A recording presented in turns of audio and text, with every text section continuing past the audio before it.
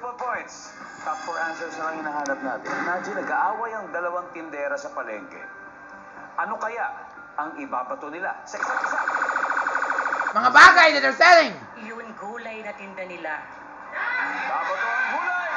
Babato ang gulay! Yeah, that's right. I said that.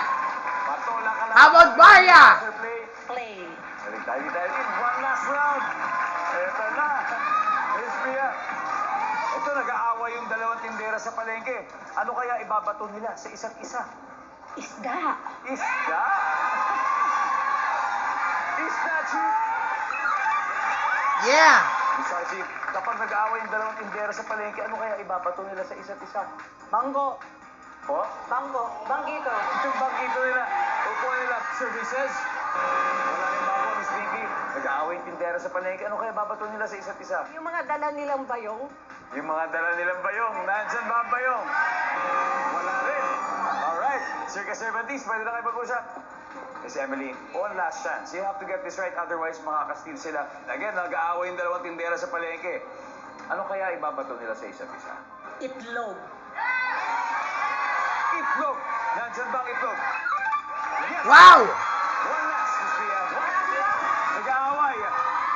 Ano kaya ibabato nila sa isa't isa? Barya. Ano kaya? Barya. Okay. Alright. Kita rin, kapag nag-aaway ang dalawang tindera sa palengke, anong ibabato nila sa isa't isa? Chinelas. Chinelas. Sir Efren. Mantika sa bote. Mantika. Miss Cynthia. Ako chinelas din. Chinelas. For the win. Pastor Adrian, ito na sitwasyon natin ngayon eh. Kung mali po sagot ninyo, mananalo sila. Pero, siyempre, obviously, pag makuha ninyo, it's sa inyo na po ito, kung makuha ninyo. Pwede sarili yung sagot, ha? Pwede hindi kayo sumunod. It's up to you. My answer is Again, Barya. Kaya ibabato nila sa isa't Pwede. isa, dalawang tindera sa palengke kung mag-away sila. Actually, ako nagsabi nun, chinelas. Ha?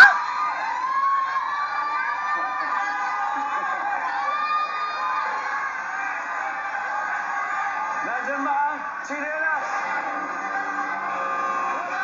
Wala yan. So therefore, I know na what number 4 is. Barya, pera, money.